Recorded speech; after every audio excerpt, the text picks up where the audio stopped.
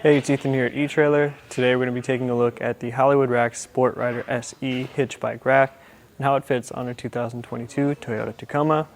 Sport Rider SE is a heavy-duty bike rack.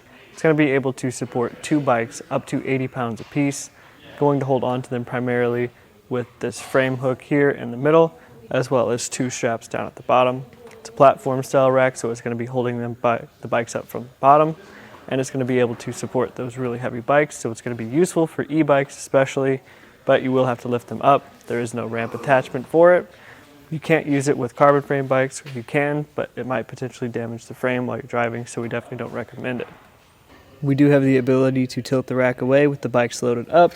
To do so, we'll have to release this clip on the side, and then lifting up on the rack, we'll pull the pin through.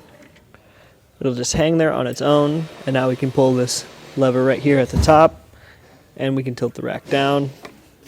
It's not the most aggressive tilt in the world.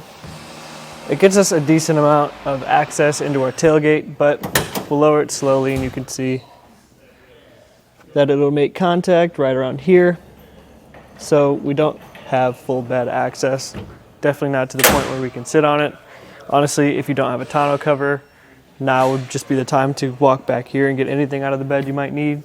If you do though, you'll have a little bit of access with that tilt, but again, it's not anything crazy. You can tilt the rack back up, it'll click back in place. We'll replace the pin and the clip. And now we can work on getting the bike removed.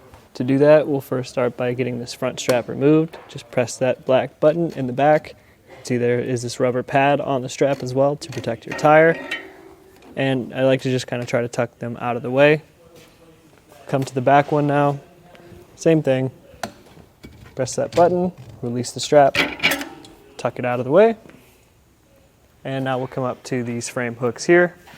They do have lock cores on them, so if you do lock those up, you'll be able to secure your bike to the rack. They don't come all the way off, which is unfortunate, but they come up high enough that it helps a little bit. But if you do have a really heavy bike up here, that's going to make that even harder to get on and off. You theoretically could get the mast down, but you have to line up this pinhole and move the mast down. It's going to interfere with the pedals and everything. So honestly, the easiest way is just sort of to deal with it and work around that center mast.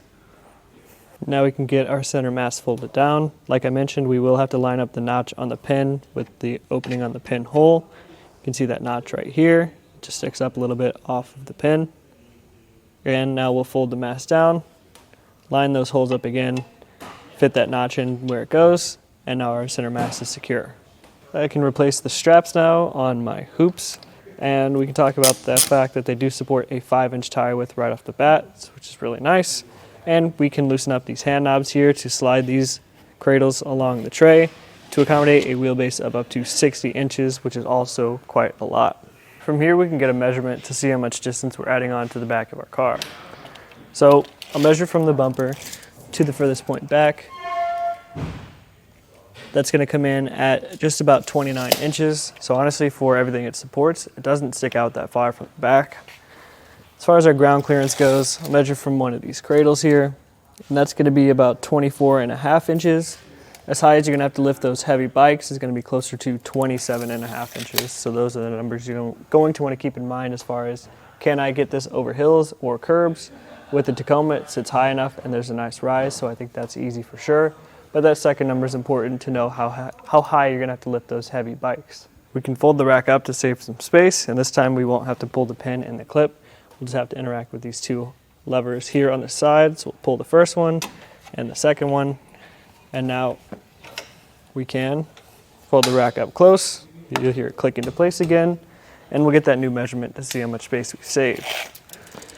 So now from the bumper to the furthest point back, it's going to be about 14.5 inches, so we cut our distance pretty well in that case, and it's going to sit much closer, but not close enough that I'm going to be worried about it making any sort of contact with the back. Another nice feature about this rack overall is how little space it takes up as far as blocking things on the back of our vehicle. So our license plate is down there in the middle. Right in the front, it's probably going to be pretty obstructed, but there's definitely windows where we can see around that. Our backup camera is right here. Again, kind of the same thing. You're definitely going to be able to see the rack, especially out of the bottom, but over the top, there's definitely going to be an area where you can see pretty well out of there too. Our taillights are going to be pretty much fully visible. This hoop right here might get in the way a little bit, kind of depends on where you slide them up and down the tray. But we do want to point out that if you do have them all the way over here like we do right now, it will add a little bit of width to your vehicle. So if you don't have any bikes loaded up, we definitely recommend trying to get those back into where your vehicle sits. The rack uses a 2-inch shank that fits into our 2-inch receiver. It's held in place by this pin and the lock that's going to be key-like to those frame hook locks we mentioned earlier. There's a welded collar right here, so you just line that up and your pinholes will align. It's all held in place by this anti-rattle handle here in the back. Just make sure when you tighten this up, you leave it up or sideways so that it's not lowering your ground clearance. Overall, if you're looking for a really heavy-duty bike rack that's going to be able to support the maximum size of bikes out of most racks, that 80-pound weight capacity, 5-inch tire width, and 60-inch wheelbase right off the bat gets that done with this rack for sure. It's a little clunky to use, it's kind of heavy, kind of bulky, so if you don't necessarily need all those features, but you still want a premium option, you can check out something like the Kuat Envy. It's going to limit that tire or that frame contact, so you can use carbon frame bikes or nice paint jobs with that. But if you do want, again, to maximize the types of bikes that we can get as far as weight and wheelbase go, the Hollywood Rack Sport Rider SE is a really solid option. This was just a quick look at how it fits on our 2022 Toyota Tacoma.